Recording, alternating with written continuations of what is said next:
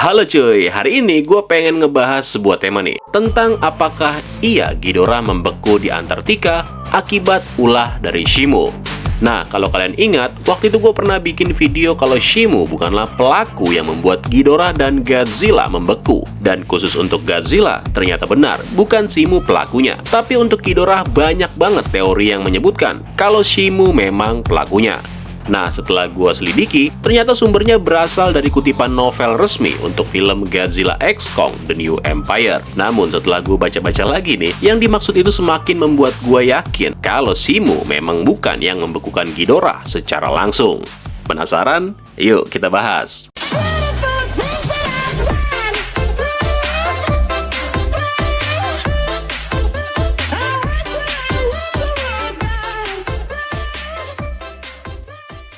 Novelisasi Godzilla X Kong: The New Empire ditulis oleh Greg Case dan juga dirilis pertama kali dalam bentuk buku audio oleh Blackstone Publishing yang kemudian dinarasikan oleh Tim Campbell pada 29 Maret tahun 2024. Sama seperti novel-novel kepunyaan legendary sebelumnya, si penulis Greg Case kembali membawa para pembaca untuk bisa lebih jauh masuk lagi ke dalam dunia para monster, di mana buku itu ternyata mengeksplorasi peristiwa-peristiwa di dalam film sambil menambahkan sejarah dan pengetahuan para Titan, serta juga menggambarkan adegan-adegan yang ada dari perspektif yang berbeda, dengan tujuan untuk memperluas jangkauan yang ada di film tersebut. Nah, ada banyak kutipan dari novel itu yang membahas berbagai macam hal. Namun karena tema kita hari ini adalah membahas tentang Shimo dan Ghidorah, jadi gua akan mengambil part atau bagian-bagian yang berhubungan dengan kedua Titan itu aja. Oke, kutipan pertama sekaligus paragraf pembuka dari novelnya itu terjadi pada tahun 2016 dengan prolog yang melibatkan Ishiro Serizawa, Vivian Graham, Eileen Andrew, dan juga Emma Russell, yang mana mereka-mereka ini sedang mengunjungi seseorang yang bernama Dr. Magezi di wilayah Greenland. Nah, tujuan mereka bertemu dengan Dr. Magezi adalah membahas perihal penemuan tentang lapisan es yang ada di seluruh dunia yang berkolerasi dengan awal zaman es terakhir yang membeku secara tidak wajar, yang mana efek terjadinya itu bahkan berlangsung dengan cepat dan meninggalkan tanda-tanda radiasi dan identik banget dengan es yang memenjarakan King Ghidorah. Oke, sampai sini kalian bisa pause aja videonya dan kemudian membaca dengan perlahan karena paragraf ini udah gua translate ke bahasa Indonesia. Nah, yang menarik dari kata-kata ini adalah tentang penemuan lapisan es di seluruh dunia yang berkorelasi atau berhubungan dengan zaman es terakhir. Yang menurut pendapat dari Dr. Magezi, zaman es tersebut terjadi secara tidak wajar, atau dengan kata lain terjadi secara singkat dan cepat, atau tidak terjadi secara alami. Nah, kemudian kalimat tersebut ditutup dengan meninggalkan tanda-tanda radiasi dan identik dengan es yang memenjarakan King Ghidorah. Menarik nih. Mungkin sampai sini banyak orang yang mengira kalau kalimat ini membuktikan bahwa Shimo adalah sosok yang membekukan Ghidorah, yang padahal itu nggak tepat sama sekali. Atau bisa dibilang Shimo memang melakukannya, tapi tidak secara langsung.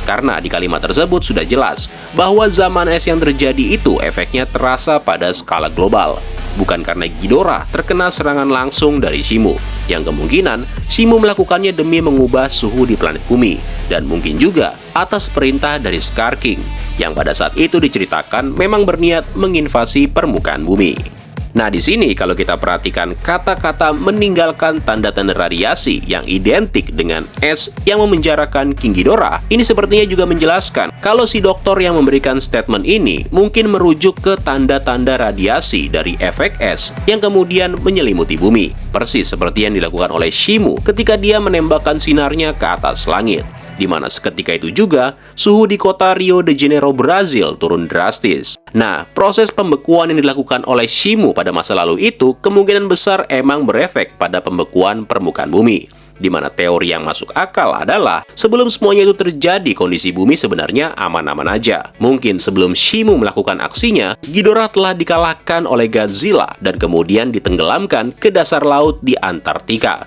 yang secara kebetulan di belahan dunia yang lain, Shimo melakukan aksinya dan akhirnya menyebabkan seluruh dunia menjadi membeku, termasuk mengenai Ghidorah.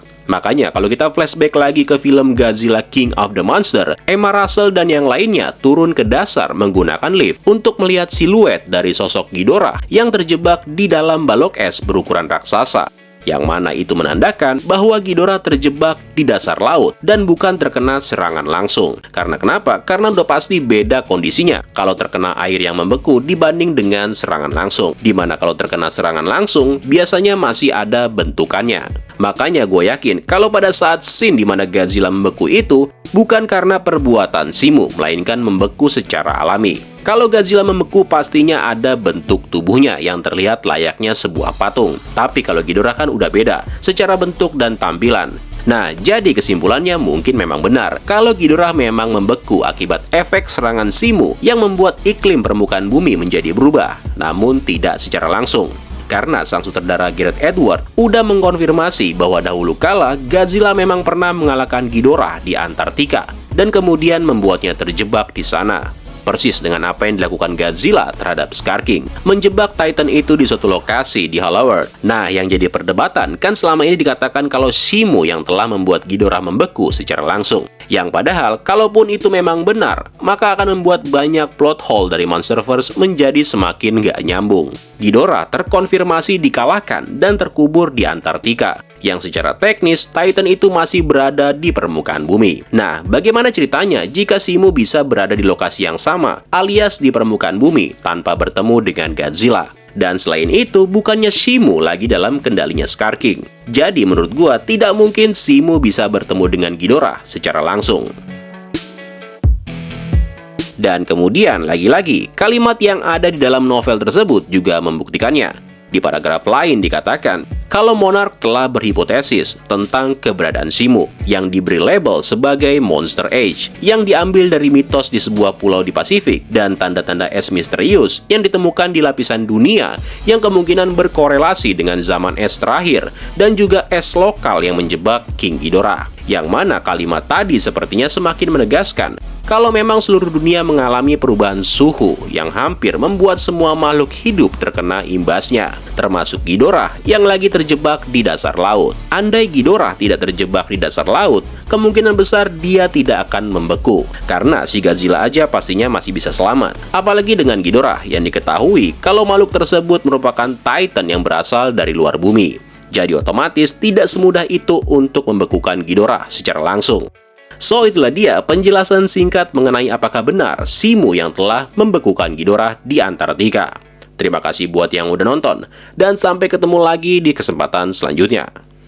Keren lo semua. Ciao.